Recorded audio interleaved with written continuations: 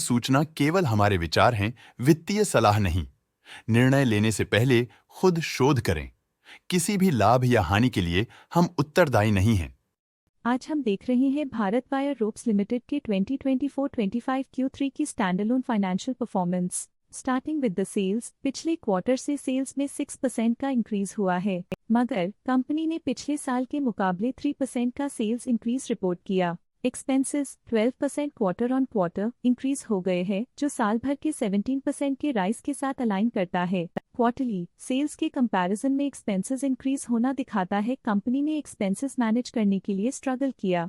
Company ने पूरी साल के दौरान चैलेंजेस का सामना किया। ऑपरेटिंग प्रॉफिट, जो पिछले साल के कंपैरिजन में -34% डाउन हुआ है, quarter on quarter around -14% decrease हुआ है। Operating profit margin OPM annual basis पे -10% से डिक्रीज हुआ है और पिछले क्वार्टर के कंपैरिजन में -4% से डिक्रीज हुआ है। एक्सेप्शनल आइटम्स को ऐड करके अदर इनकम पिछले क्वार्टर के कंपैरिजन में -11% गिर गई, बावजूद इसकी ईयरली डिक्लाइन -9% हुई है। इंटरेस्ट एक्सपेंसेस पिछले क्वार्टर से 24% अप हुआ, लेकिन ईयर ओवर ईयर इंक्रीज 5% हुआ है। डिप्रिशिएशन कॉस्ट्स में 1% का क्लाइम देखने को मिला और ईयरली बेसिस पे 4.5% का इंक्रीज देखा गया। Profit before tax annually -43% decrease हुआ, लेकिन प्रोसीडिंग क्वार्टर से -21.5% डिक्रीज हुआ है। इस साल कंपनी ने 25.5% टैक्स पे किया और क्वार्टरली कंपनी ने 26% टैक्स पे किया है। नेट प्रॉफिट ने ईयर ऑन ईयर -43.5% का डिक्लाइन दिखाया,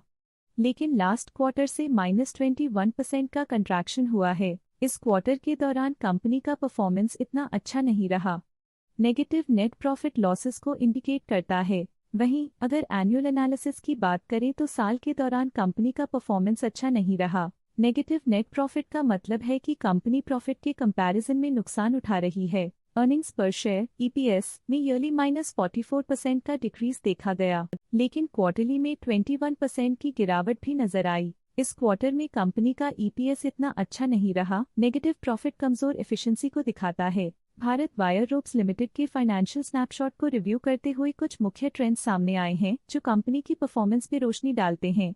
दिसंबर 2021 से दिसंबर 2024 तक भारत वायर रोप्स लिमिटेड की फाइनेंशियल जर्नी में सबसे पहले बात करते हैं सेल्स की। इस साल -7% की कमी के बावजूद पिछले 4 सालों में सेल्स में 72% की वृद्धि हुई है। इस साल सेल्स में गिरावट आई है, लेकिन पिछले 2 साल में अच्छी ग्रोथ हुई थी, जो एक अस्थायी रुकावट को दर्शाता है। अब बात करते हैं एक्सपेंसेस की। इस साल एक्सपेंसेस 3.5% बढ़े हैं और 4 सालों में 62% का इजाफा हुआ है। इस साल हालांकि एक्सपेंसेस सेल्स से थोड़ा ज्यादा बढ़े हैं, मगर ग्रोथ रेट्स का करीब होना स्टेडी ऑपरेशनल कॉस्ट को दर्शाता है। इस साल ऑपरेटिंग प्रॉफिट -34% कम हुआ, लेकिन पिछले 4 सालों में 134% का इजाफा हुआ है। इस साल ऑपरेटिंग प्रॉफिट में कमी आई है, लेकिन पिछले 2 साल की वृद्धि रेजिलियंस को दर्शाता है, जो एक अस्थायी मार्केट को संकेत करता है। इस साल नेट प्रॉफिट में -19% की गिरावट हुई, लेकिन पिछले 4 सालों में 114.5% की बढ़ोतरी हुई है, जो कंपनी की मजबूती दिखाता है।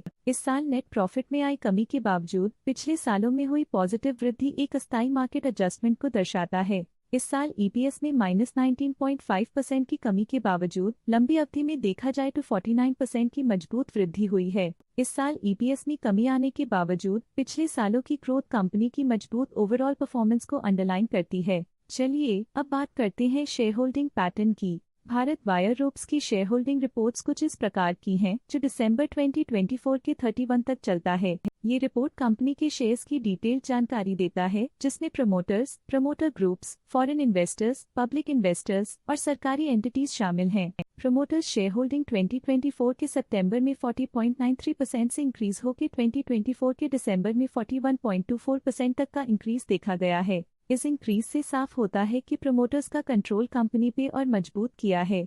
पब्लिक हेल्थ शेयर्स का परसेंटेज 2024 के सितंबर में 53.32% से 2024 के दिसंबर में 53.03% तक डिक्रीज हो गया। इस डिक्रीज से साफ है कि इस टाइम पीरियड में कंपनी में पब्लिक का हिस्सा डिक्रीज हुआ है। फॉरेन इंस्टीट्यूशनल इन्वेस्टर्स की शेयर होल्डिंग में थोड़ा डिक्रीज आया 2024 के सितंबर से 2024 के दिसंबर में, जो दिखाता है कि फॉरेन इंस्टीट्यूशंस ने अपने स्टेक को क्वार्टर टू क्वार्टर -0.02 से डिक्रीज किया है, जिसे पता चलता है कि उन्होंने अपनी इन्वेस्टमेंट्स को पुल बैक किया है। ये था कंपनी का करंट शेयर होल्डिंग पैटर्न। चलिए झांकते हैं इस क्वार्टर की प्रमोटर डील्स पर जो विशेष रूप से सुर्खियों में रही।